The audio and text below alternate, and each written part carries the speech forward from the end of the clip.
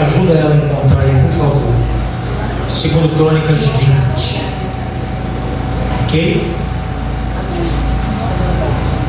Isso. Aleluia. Oh, glória. 2 Crônicas, capítulo 20. Eu quero ler com vocês a partir do versículo 1.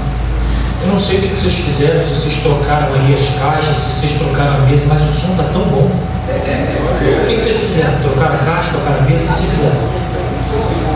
Não, é tudo igual, caixa igual, mesa igual, ou trocou? Mesma coisa? Tá bom demais. Parecendo que eu estou pregando uma catedral. Muito bom, parabéns. Vamos lá.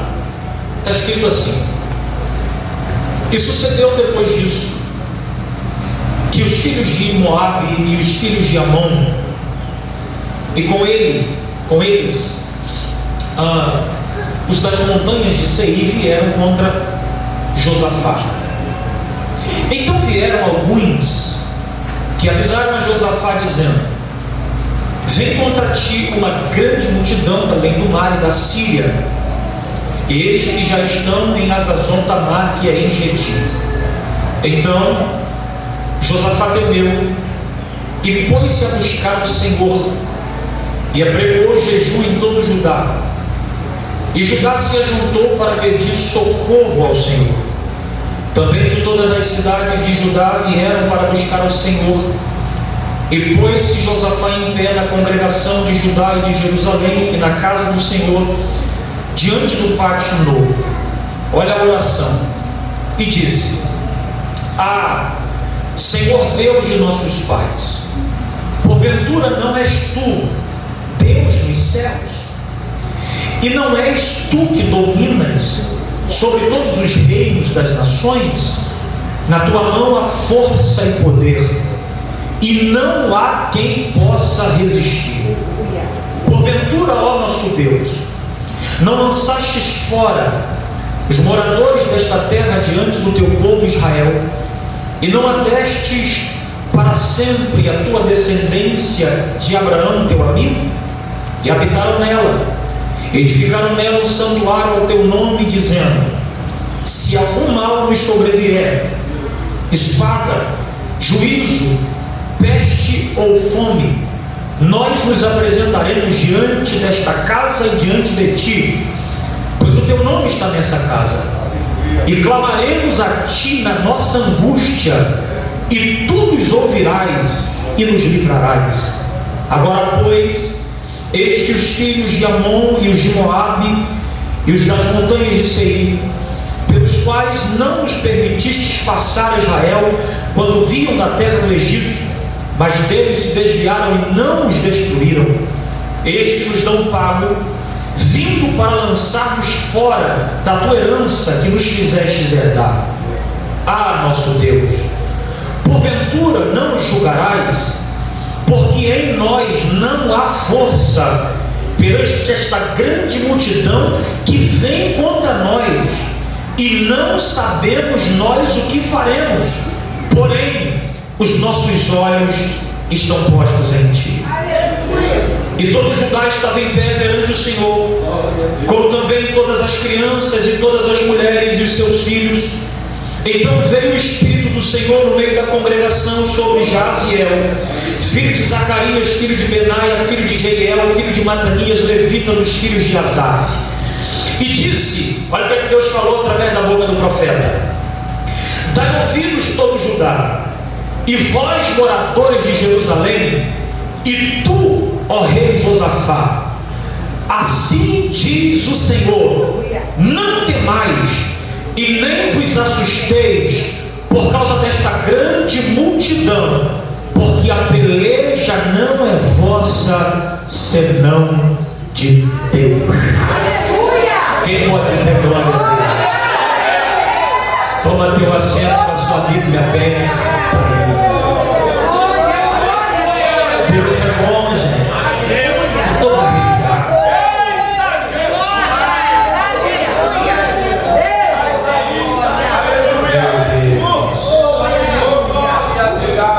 Meu Deus. teu nome, Jesus. Esse texto é um texto muito poderoso, gente. Eu amo a Bíblia por isso, porque todas as vezes que você lê a palavra de Deus, ela é um bálsamo novo para curar as suas feridas e sempre tem uma resposta para os seus anseios e as suas orações. Esse capítulo 20 aqui, do segundo livro de Crônicas, apresenta para nós uma dificuldade que o rei Josafá vai enfrentar junto com o povo de Judá. Versículo de número 1 vai dizer para nós que 3 nações, 3 povos se juntaram para pelejar contra Josafá e contra o povo de Judá: os Moabitas, os Amonitas, também os habitantes das montanhas de Seir. Como essa igreja aqui é da Bíblia, eu vou explicar, na verdade vou te relembrar. Você sabe que os Amonitas e os Moabitas, eles eram descendentes de Ló, ok? Eles eram os filhos que Ló teve com as suas filhas. Quando Sodoma e Gomorra foi destruída, as filhas de Ló o embebedaram e tiveram com ele 2 filhos, Moabe e Amon, ok? Então eles eram parentes próximos de Israel. E os habitantes das montanhas de Seir, para quem não sabe, eles eram descendentes de Esaú. Esaú, esse que era o irmão gêmeo de Jacó. Eles eram também parentes próximos de Israel. Eles se juntaram e eles decidiram vir guerrear contra o rei Josafá e contra o povo de Judá. Quando você pega para estudar isso aqui com mais detalhe, você vai perceber que o tamanho do exército dessas 3 nações que se juntaram, alguns comentaristas chegam a dizer que eram aproximadamente próximo de 1 milhão de soldados preparados para a guerra, porque são 3 nações que se juntam para guerrear contra um povo e contra uma nação. E quando vieram dar a notícia para Josafá que tinha um exército poderoso, grandioso, vindo para guerrear contra ele, Josafá percebeu que ele não tinha força bélica suficiente para guerrear contra esse exército poderoso que estava vindo contra ele. Ou seja, belicamente, se dependesse das suas forças bélicas, Josafá iria perecer junto com o seu povo e junto com Judá. É no meio desse processo, no meio desse beco sem saída, que Josafá vai correr para a oração. Ele vai se trancar na casa de Deus, ele se reúne com o povo, ele coloca o povo para orar, coloca o povo para jejuar. As crianças vão orar e vão jejuar, as mulheres vão orar e vão jejuar, os homens vão orar e vão jejuar. E Josafá se tranca na casa do Senhor e ele vai dobrar o joelho e ele vai colocar essa causa diante de Deus. E quando ele coloca essa causa diante de Deus, ele vai fazer uma declaração para Deus na oração. E ele diz para Deus o seguinte: Deus, o inimigo está vindo contra mim, eu não tenho força bélica para guerrear contra eles, e se depender de nós e da nossa força, nós seremos destruídos e nós seremos devastados pelos inimigos. Nós não temos força diante dessa multidão que está vindo contra nós. E eu quero dizer para o Senhor que nós não sabemos o que nós vamos fazer. Só que tem um detalhe: mesmo sem saber o que fazer, os nossos olhos continuam postos em Ti. Aleluia! E essa declaração de Josafá mexe com o meu coração todas as vezes que eu leio esse texto. E aí Josafá vai mostrar para nós que mesmo sem saber o que fazer diante de algumas adversidades, mesmo sem saber o que fazer diante de algumas crises, é possível fazer algumas coisas. E Josafá vai mostrar isso aqui para nós. E a primeira lição que eu aprendo aqui está no versículo de número 3. Acompanhe aí comigo na sua Bíblia, por favor. Vamos lá. Capítulo 1, versículo de número 3. Está escrito assim: então Josafá temeu e pôs-se a buscar ao Senhor. Diga comigo: medo. Fraco demais. Diga: medo. Olha para mim. Quando Josafá olha, ele vê uma multidão. Essa multidão está vindo contra ele para destruir. E quando ele chega à conclusão que ele não tem força bélica suficiente para guerrear contra aquele exército que está vindo, a primeira coisa que Josafá sentiu foi medo. E aí, quando eu olho para isso aqui, eu percebo que o medo, ele faz parte da vida. Percebe isso aqui? Só que há um detalhe que me faz dar glória a Deus, e talvez você vai dar também. E qual é o detalhe? É que Josafá está sentindo-se impotente diante do problema. Ele está se sentindo pequeno diante da adversidade. E quando ele olha para o problema e percebe que o problema é maior do que ele sente medo. Só que tem um detalhe: ele sente medo, mas não recua. Ele sente medo, mas não foge. Ele sente medo, mas não foge do problema. E por que ele sente medo e não corre?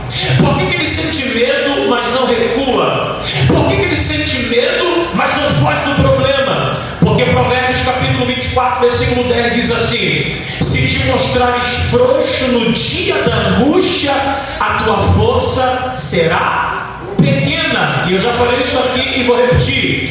Por que ele está com medo, mas não corre? Por que ele está com medo, mas não foge? Por que ele está com medo, mas não recua? Porque Deus tem filho fraco, mas não tem filho fracassado. Deus tem filho fraco, mas não tem filho covarde. Levanta a tua mão assim para receber essa palavra. Levanta as duas, porque eu tenho uma palavra de Deus para a sua vida aqui esta manhã. E qual é a palavra? Teu problema é maior do que você, mas não é maior do que teu Deus. Tua crise é maior do que você, mas não é maior do que teu Deus. Esse problema pode ser maior do que você, mas não é maior do que o Deus que você serve. E qual é a palavra esta manhã? Encara o problema de frente, porque se Deus está contigo, você está com a maioria e a vitória é certa. Eu quero profetizar essa manhã. E qual é a palavra? Deus não nos deu o espírito de temor, mas Ele nos deu o espírito de fortaleza e de ousadia. E eu quero profetizar: nós não seremos paralisados pelo medo, nós não seremos vencidos pelo medo. Você não vai parar, você vai enfrentar o problema de frente, porque Deus é contigo.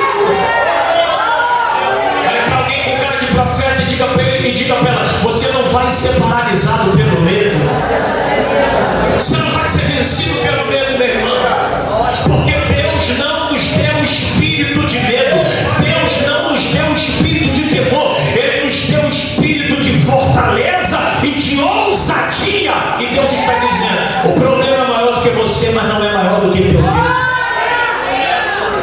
E cara, irmão, está com medo do problema porque eu preguei aqui num culto de segunda-feira, eu acho que foi na segunda-feira que eu vim, a última vez, e eu falei aqui um pouco sobre Davi e Golias. Quem estava aqui naquele culto? Quem estava aqui? Ok. O gigante era grandão, mas Davi não chamou ele de gigante. Eita Deus! O cara tinha 3 metros, mas Davi não chamou ele de gigante. Davi chamou de incircunciso. Por quê? Porque Davi estava olhando para Golias e está dizendo: tu é grande, mas não é 2 não. Sabe o que Deus está dizendo para você? Para de potencializar o tamanho do problema e passe a enxergar na tua vida o tamanho do Deus que você serve, meu irmão. Encara o problema independente do tamanho, porque se Deus está contigo, você está com a maioria e a vitória é certa. Você pode dar glória a Deus por essa palavra. Segundo detalhe que Josafá percebeu é que o inimigo é grande, ele não tem força bélica para guerrear, só que ele vai fazer algo. Eu quero ler com você. O que ele faz, pastor Fabrício? No meio do problema, no olho do furacão e no meio da crise, olha o que ele faz. Olha o versículo 3 aí. Olha o versículo 3. Vê se está escrito aí na sua Bíblia. Vê se está escrito assim, ó. Então Josafá temeu, vírgula, e pôs-se a buscar ao Senhor. Está escrito isso aí? Amém. Segundo detalhe, olha que coisa linda. Ele está com o joelho dobrado, manuando, na casa de Deus. E ele está dizendo assim para Deus: eu não sei o que vou fazer diante do problema, mas os nossos olhos estão postos em Ti. Ele não sabe o que vai fazer, mas já está fazendo algo. E o que ele está fazendo? Ele já está com o joelho dobrado, já está com a boca no pó, e ele já está clamando a Deus em oração, pedindo por livramento. E Josafá está ensinando isso aqui para nós essa manhã. Quando você estiver cercado por todos os lados, quando você estiver cercado de problemas e não souber o que fazer, dobra o joelho e coloca a sua boca no pó, porque a Bíblia diz que a oração feita por um justo, ela pode muito em seus efeitos. Irmão, deixa eu falar uma coisa para você. Josafá sabia algo que nós precisamos saber. Por quê? Que a oração é a arma mais poderosa do mundo. Glória a Deus. Diga comigo, a oração. Muito fraco. Só quem gosta de orar vem comigo. Diga, a oração é a arma mais poderosa do mundo. Irmão, a oração é mais poderosa do que as ogivas nucleares que os Estados Unidos têm e que a Rússia tem. A oração de um crente é muito mais poderosa do que todo o arsenal atômico que a Coreia do Norte, a China tem, a Rússia tem e os Estados Unidos têm. Quando um crente fraco dobra o joelho para orar, a oração dele cai no inferno como uma dinamite, porque a oração de um justo pode muito em seus efeitos. Aí você está com medo do problema, você está com medo da dificuldade, você está com medo da crise que você está vivendo, quando na verdade você tem na arma mais poderosa do mundo uma dinamite espiritual. E eu vim aqui te dar um recado. Qual? Hora que melhora. Diz para dois aí, hora que melhora, irmão. A oração é a receita para nós vivermos milagres extraordinários. Oração. Agora vai doer. Ó, olha para mim. Essa vem com gosto de bezetacil. Dói, mas tá. Você quer ver? Tem gente que diz assim: ora por mim. Já está errado. Não é ora por mim, é me ajuda, hein? É porque ora por mim dá a ideia de que você não ora e quer que os outros orem. Eita Deus, aleluia. Hein? Glória a Deus. Não é ora por mim, é me ajuda em oração. Porque o primeiro joelho que tem que se dobrar é o teu. Aleluia. Porque a gente diz: jejua aí por mim. Não, posso te ajudar no processo de jejum que você já está fazendo. Porque tem gente, irmão, que não ora e quer que a gente ore por eles. Glória a Deus. Tem gente que não jejua e quer que a gente jejue por eles. Não, a gente pode lhe ajudar orando junto com você. Agora eu vou só te relembrar. Eu poderia falar muitas coisas aqui, mas eu quero só te relembrar de 2 episódios que Deus fez acontecer por causa de oração de crente. Poderia citar vários, mas eu tenho tempo para devolver o microfone e eu quero terminar a mensagem. Um dia Deus chamou Josué e disse assim para Josué: Josué, eu estou entregando hoje seus inimigos nas suas mãos.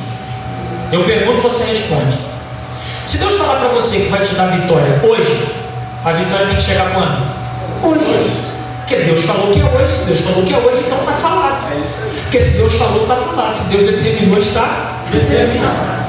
Quando Deus disse: eu vou te dar vitória hoje sobre os seus inimigos, Josué falou: tudo bem, peguei a palavra. Deus está falando que a vitória vem hoje. Só que tem um problema. Qual? É que os inimigos estão fugindo, estão indo embora. E Josué está vindo atrás para perseguir os inimigos. Só que ele percebeu que o dia estava indo embora e a noite estava chegando.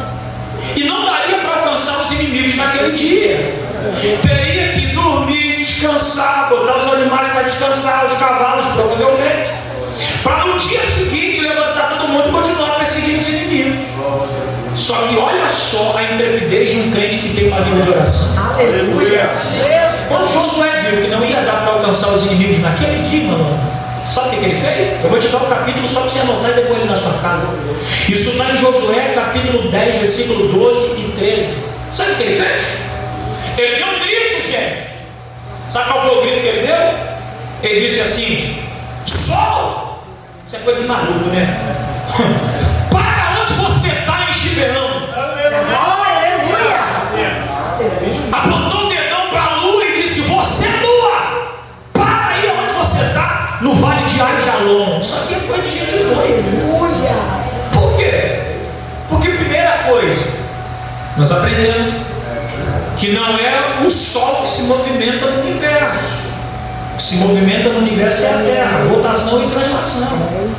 Significa dizer que pela geografia a oração dele está completamente errada. Era para ele dizer: Deus, faz a terra parar de girar, me acrescenta mais algumas horas nesse dia, para que eu alcance os inimigos e a tua promessa se cumpra. A oração está errada. Só que quando ele gritou: sol para, lua para, e a oração chegou na sala do trono, Deus entendeu perfeitamente o que Josué estava pedindo. Fui estudar isso de novo. Sabe o que os cientistas dizem? Prepara o glória a Deus agora. Sabe o que os cientistas dizem?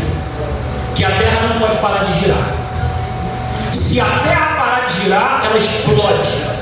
Não pode. Rotação e translação. Se parar, explode. Aí Deus vai fazer um milagre. E Deus vai quebrar uma lei que Ele mesmo estabeleceu no universo. Foi Ele que estabeleceu a lei. Se a Terra para de girar, explode. Aí um crente está orando dizendo: sol para, lua para. Deus está dizendo: na verdade Ele está pedindo que eu pare a Terra, mas se a Terra parar, explode. Aleluia. Glória. Não vai explodir. Por que não vai explodir? Porque a oração feita por um justo pode muito em Deus. Eu imagino, quando falar imagino não, mas nessa eu vou falar. Eu imagino Josué aqui com o dedo para o sol, com o dedo para a lua, e o exército atrás dele olhando para ele. Vendo ele falar com o sol e com a lua, e olhando para a cara do outro dizendo: esse cara está maluco, esse cara está doido. Só que eu imagino Deus, segundo o profeta Isaías, pastor, ele pega o globo da terra na palma da sua mão. Aí eu imagino Deus descendo do terceiro céu, que é o céu inacessível da glória de Deus, céu esse que a gente vai morar. Diga pelo menos um glória a Deus aí. Aí eu imagino Deus descendo do terceiro para o segundo, que é o céu onde estão as estrelas, o sol e a lua. Aí ele vai lá, cada oração de um crente. Aí ele pega o globo da terra aqui, no mãozão dele, e ele vai ter que fazer a terra girar ao contrário. Por que ele vai ter que fazer girar ao contrário? Porque ele vai ter que acrescentar mais algumas horas. Para acrescentar, ele vai ter que dar uma giradinha. Aí ele vai dar uma giradinha. Quando ele dá uma giradinha, a Bíblia diz, e não eu, que naquele mesmo dia Josué alcançou os inimigos, conquistou a vitória, a terra não explodiu, não aconteceu absolutamente nada, porque um crente ousado decidiu orar para viver um milagre extraordinário de Deus na vida dele. Eu estou fazendo essa volta toda para dizer para alguém que está aqui, que talvez o milagre que você precisa está nos seus joelhos, que precisam se dobrar, e na sua boca que precisa ir no pó, e Deus está dizendo: ora, porque a oração de um justo pode muito. Olha que Deus faz, irmão. Catuca dois e diga para ele: olha que Deus faz, irmão.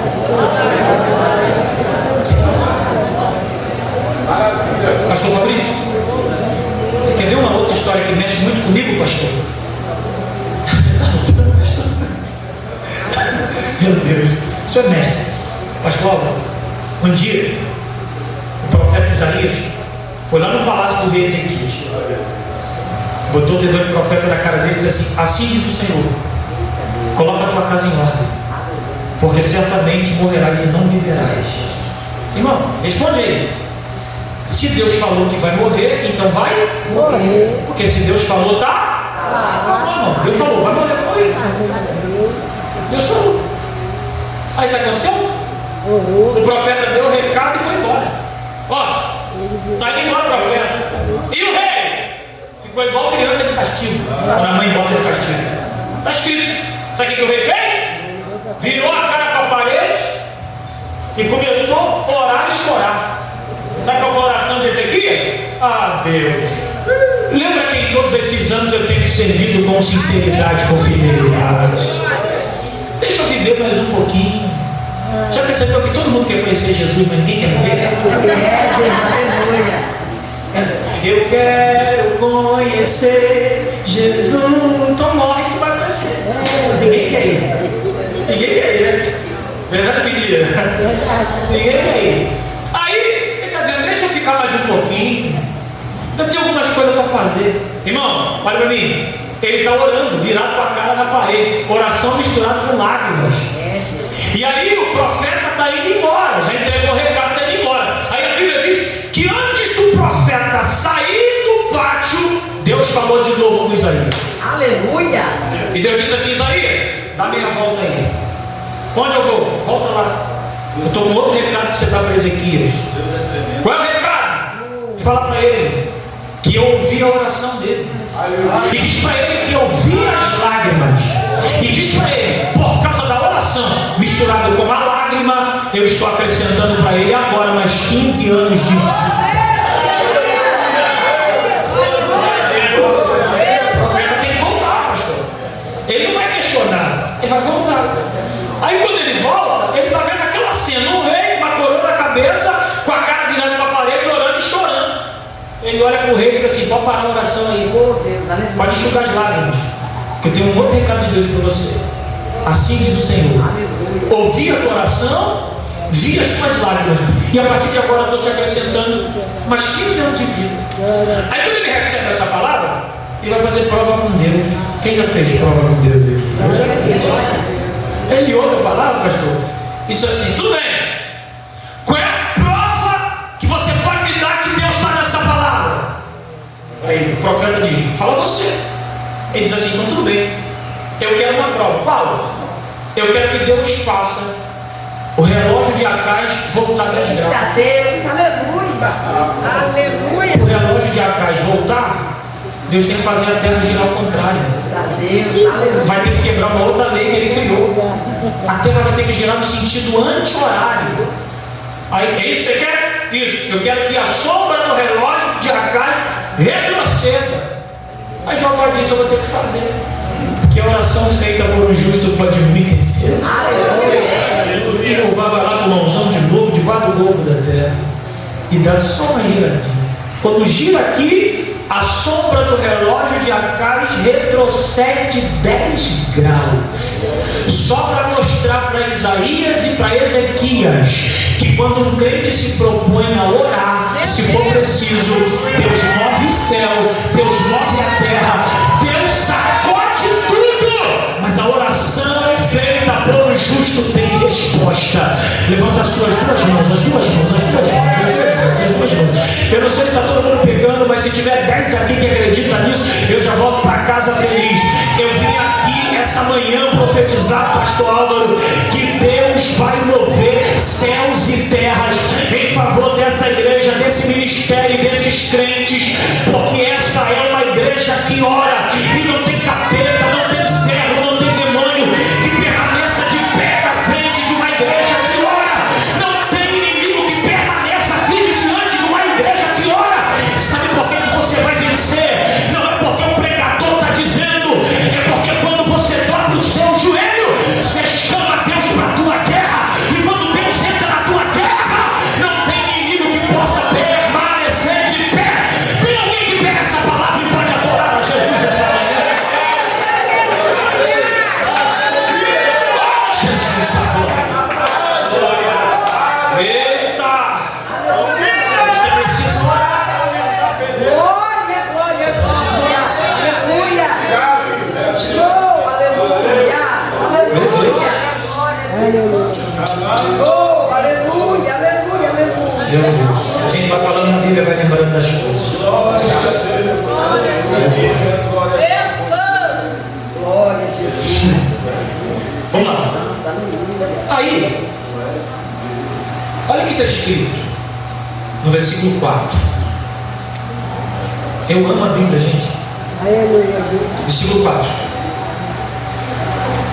Eu tenho que acelerar aqui, gente, senão eu vou acabar passando o horário que o pastor me deu e depois ele não deixa mais empregado. Vamos lá para respeitar o horário. Versículo 4. Está escrito: e Judá se juntou para pedir socorro. Diga comigo, socorro. Grita, irmão, diga socorro. Mas pediu socorro para quem? A quem? O inimigo está vindo, ele não tem força bélica, ele vai ser dizimado, mas ele não tem vergonha de reconhecer sua fraqueza, de reconhecer sua insignificância, de entender que Deus não tem super-heróis evangélicos, de entender que Deus não usa Mulher Maravilha. Aí ele vai lá e diz: Deus, eu sou pequeno, sou frágil, sou fraco, não tenho força, só que tem uma coisa que eu quero dizer: fala! Me socorre. Me socorre. Irmão, e se tem uma coisa que Deus é para nós, é socorro.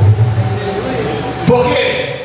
Porque o salmista, no Salmo 46, que eu já falei aqui, cantou e disse assim: Deus é o nosso refúgio, fortaleza, socorro bem presente na angústia. O salmista no Salmo 121 diz: eleva os meus olhos para o monte, de onde me vem o socorro? Aí ele diz: o meu socorro vem do Senhor, que fez os céus. Eu lembro que no Salmo de número 124, eu anotei isso aqui, o salmista canta assim: se não fosse o Senhor que estivesse ao nosso lado, nós já teríamos sido engolidos vivos pelos nossos inimigos. Aí ele diz assim: mas bendito seja o Senhor que não nos deu por presa aos seus dentes. Olha a declaração que ele dá: a nossa alma escapou como o pássaro escapa do laço do passarinheiro, porque o nosso socorro está no nome do Senhor que fez os céus e a terra. Nunca se esqueça, irmão, você pode estar vivendo uma crise, uma luta, um vale, um deserto, mas em Deus você tem socorro. Você não vai ser tragado pela prova, não vai ser tragado pela luta, não vai ser dizimado pelos problemas, porque em Deus você tem socorro. Você pode dizer glória a Deus por isso? Outro detalhe que eu quero compartilhar está no versículo 5. Olha o que está no versículo 5.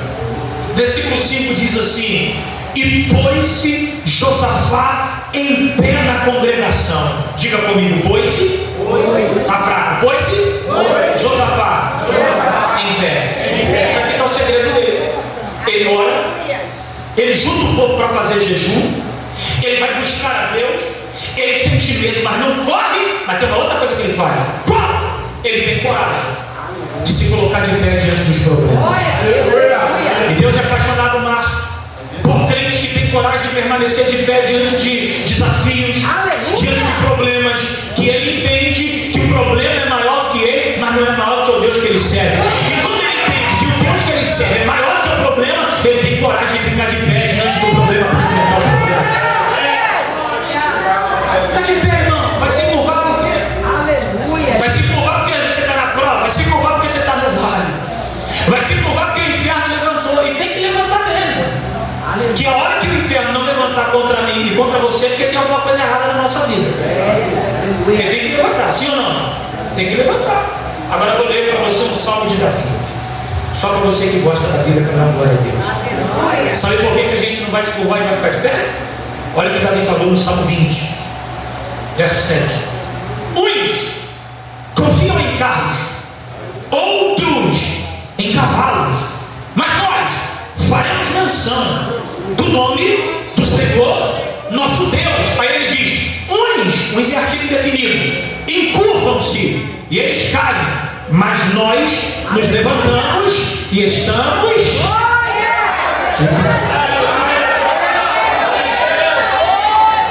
Eu preguei isso aqui há algum tempo atrás, rapidinho, só uma pincelada. Lembra da estátua que Nabucodonosor fez na Babilônia? Lembra lá? Ele disse: quando a orquestra tocar, todo mundo vai ter que se curvar. Aí toda a Babilônia se curvou, só que tinham 3 jovens crentes lá dentro da Babilônia: Misael, Ananias e Azarias, conhecido como Sadraque, Mesaque e Abednego. Todo mundo se curvou, mas os 3 estão de pé. Aí Nabucodonosor olhou e disse: não se curvaram por quê? Porque a gente é crente. Eita glória. E a gente quer dizer para o Senhor que aconteça o que acontecer, a gente não se dobra. Aleluia. Se Deus nos livrar, amém. Se não nos livrar, amém também. Uma certeza nós temos: a gente não vai se dobrar. Aí o camarada jogou os meninos dentro da fornalha. Jogou no fogo. Quando jogou no fogo, o Nabucodonosor ficou apavorado. Por quê? Porque jogou 3. E ele chamou o capitão do exército e disse: quantos eu mandei jogar? 3. Vocês jogaram quanto? 3. Ele disse: eu porém vejo 4 homens que estão passeando sobre o Deus é tão apaixonado, tudo declara para agora. Deus é tão apaixonado por crentes que permanecem de pé diante do problema, que Ele é capaz de deixar o céu, deixar o trono, deixar os anjos, deixar querubins, deixar serafins e descer dentro da fornalha só para livrar, para provar para você que quando você permanece de pé, tem livramento de Deus para a sua vida. Diga para Deus, não se curva não. Diga para Deus aí, não se curva não. Não se curva não. Fica de pé, vamos lá, vamos terminar. Meu Deus, ali já são 15 para as 10. No meu são 9h40. Qual que é o 5, pastor? Meu ou lá? Sou bom. Olha que interessante. Eu vou ler um versículo aqui para terminar. Aí, o Josafá está orando. Eu não vou ler de novo a oração, mas ele está orando. Aí, no meio da oração, ele diz assim para Deus: Deus, os inimigos estão vindo.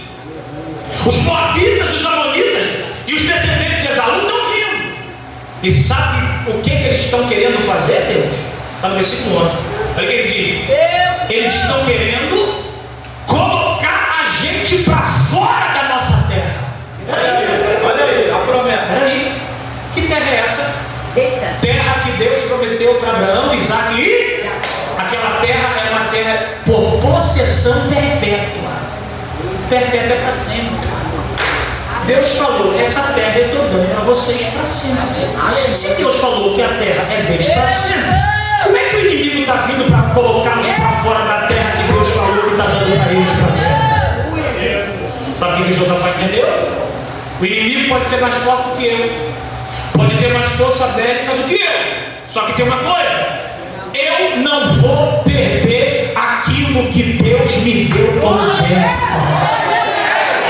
Lá atrás pegou e levantou a mão. Vamos de novo para ver se eles pegam. Ele está dizendo: eu não vou perder aquilo que Deus me deu como bênção. Levanta a tua mão aí, recebe essa profecia. Assim diz o Senhor: aquilo que Deus te deu, o diabo não vai arrancar de você. Aquilo que Deus te deu, o inferno não vai arrancar das tuas mãos, porque aquilo que Deus te deu é porque Ele quer que você tenha. Toma posse daquilo que é teu, o diabo não toca. Bata na mão de alguém e diz para ele: o que é teu é teu, o diabo não toca. O que é teu, o diabo não toma.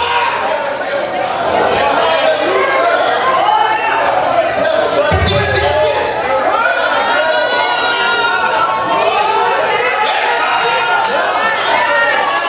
Oh, Jesus, cara. Eu vou mais um pouquinho. Eu vou mais. Aí, ele está orando. Ele está orando. Versículo 13. Aí todo Judá se colocou em pé. Versículo 13.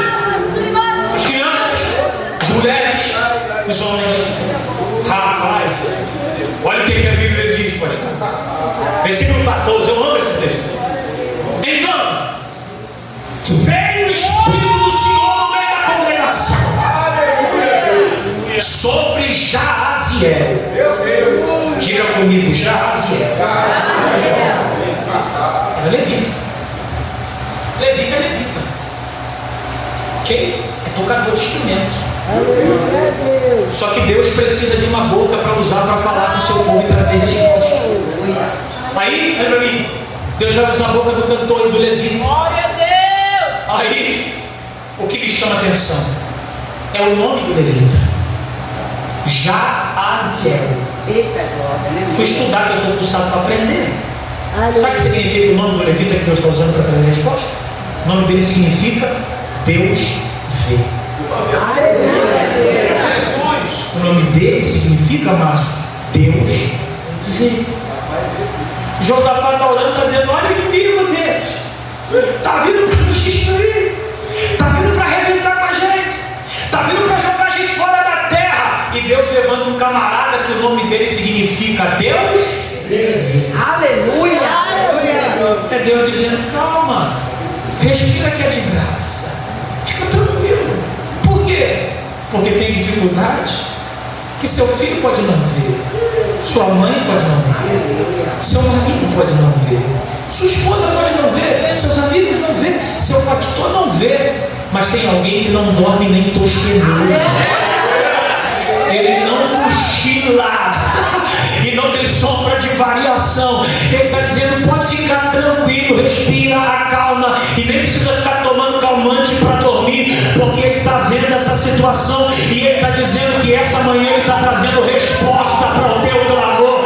Essa é uma manhã de resposta para a tua oração. Hoje ele está entrando na tua guerra, meu filho. Aí Deus usou a boca do cantor para falar, pastor. E Deus disse assim no versículo 15: dai ouvidos, Judá, dai ouvido, moradores de Jerusalém, assim diz o Senhor. Aleluia. Não temas, ou seja, não precisa ficar com medo, nem vos assusteis por causa dessa grande multidão. E por que não precisa ficar com medo e nem assustado? Aí o profeta diz: porque a peleja não é vossa, a peleja é de Deus. Aleluia. Sabe o que eu aprendo? Eu aprendo que Josafá tirou a guerra da esfera humana e levou a guerra para a esfera espiritual. Sabe o que Deus está dizendo?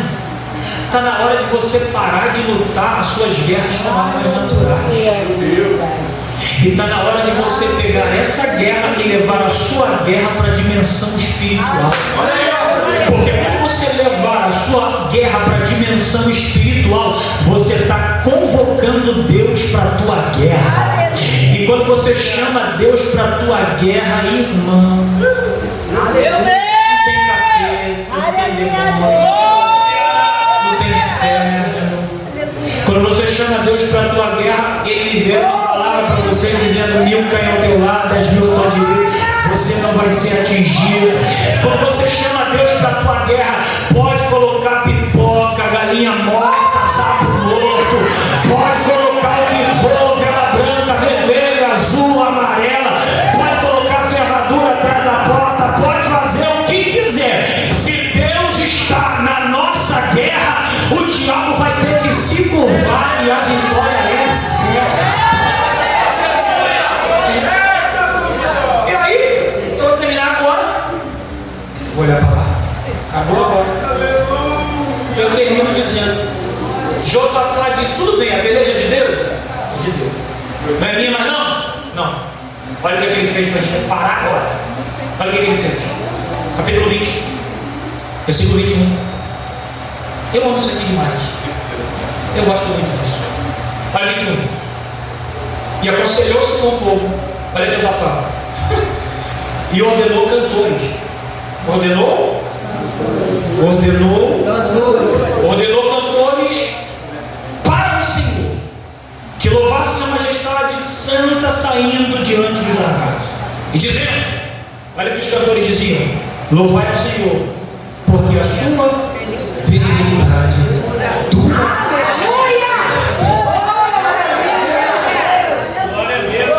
Josafá falou para o povo: gente, se reúne aí. Se reúne aí. Aí o povo se reuniu, pastor. Quando o povo se reuniu, provavelmente estão pensando: os soldados na frente, os mais fortes na frente, com espada, escudo e lança, e os cantores lá atrás cantando. Aí Josafá disse: não vai ser assim não. São os soldados para trás, Aleluia. Glória a Deus. os guerreiros para trás e os cantores na frente. Ninguém vence batalha com o soldado atrás e com o cantor na frente. Josafá está olhando e está dizendo: mas essa guerra não será vencida pela força do braço. Essa guerra não será vencida pela força da espada e nem pelo poder de defesa do escudo. E como é que essa guerra vai ser vencida? Essa guerra vai ser vencida através do poder da adoração. É no gogó que a gente vai ganhar essa guerra. A gente vai cantar. Você precisa entender isso, irmão. Tem guerra que você vence, não é por causa do teu conhecimento, não. Eu conheço Bíblia. Eu conheço Bíblia dessa. É mesmo? Mas tem guerra que o teu conhecimento não resolve. Eita Deus, aleluia. Eu canto muito. Sério, Deus te abençoe. Mas tem guerra que a tua bela voz não resolve, não. Que a tua técnica para cantar não resolve, não. Não, eu conheço muita gente. Sério. Conheço pessoas influentes. Que bom. Mas tem guerra que a tua influência não resolve, não. Eita Deus, aleluia. Tem guerras que não são vencidas pela força do teu braço. Tem guerras que são vencidas quando você dobra o joelho para orar e depois de orar, você levanta e faz o que Cassiane fez lá atrás. O que ela fez? Então louve, simplesmente louve. Tá chorando, louve. Quem sabe? Precisando, louve. Tá sofrendo, louve. Não importa, louve. Quem sabe faz ao vivo, vai. Deus vai na frente, abrindo o caminho, quebrando as correntes, tirando os espinhos, ordena os anjos para contigo lutar. Ele abre as portas para ninguém mais fechar. Ele trabalha para quem nele confia, caminha contigo. De noite ou de dia, ele está falando, a bênção chegou. Começa a cantar com muito louvor. Com muito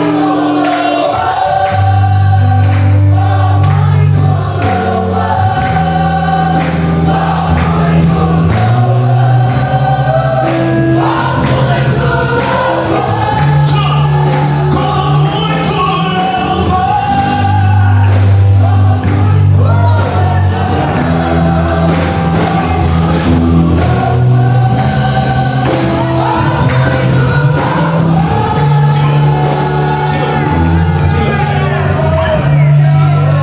Ó, eles estão cantando, pastores. Os cantores estão cantando. Assim, todo mundo glória. Sabe o que a Bíblia diz? Está escrito ali. Que enquanto os cantores estão louvando mais, os inimigos, lá no acampamento, deu uma doideira na cabeça deles. E Deus fez uma bagaceira no meio do exército inimigo. Sabe o que eles começaram a fazer? Começaram a se matar uns aos outros. Começaram a se ferir. Enquanto o povo está cantando lá, os inimigos estão se matando e se ferindo aqui. O povo está adorando lá e os inimigos estão se destruindo. E quando chegaram no arraial dos inimigos, eles não precisaram mover uma palha. Por quê? Porque está escrito: não tinha um soldado inimigo vivo. Se mataram uns aos outros. Aí, ó, sabe o que está escrito? Sabe o que está escrito? Que era tanta coisa, era tanto despojo de guerra, que eles levaram 3 dias só para recolher todos os despojos de guerra e todas as riquezas que os inimigos deixaram para levar nos ombros para Jerusalém. Porque quando Deus decide fazer, Ele abençoa com gosto, Ele dá vitória com gosto. É Deus dizendo para você: se prepare, o que eu vou fazer na tua vida é algo extraordinário. Chegaram lá, pastor, e era um vale. Era um? Vale. Aí eles chegaram e falaram: vamos dar um nome para esse vale. Qual vai ser o nome do vale? Não vai ser um vale de problema, não. O nome do vale é Vale de Beraca. Vale de Beraca. O que significa Vale de Beraca? vale da bênção. Glória. Porque nem todo vale é de problema, tem vale de bênção. Aleluia. Abre as duas mãos assim.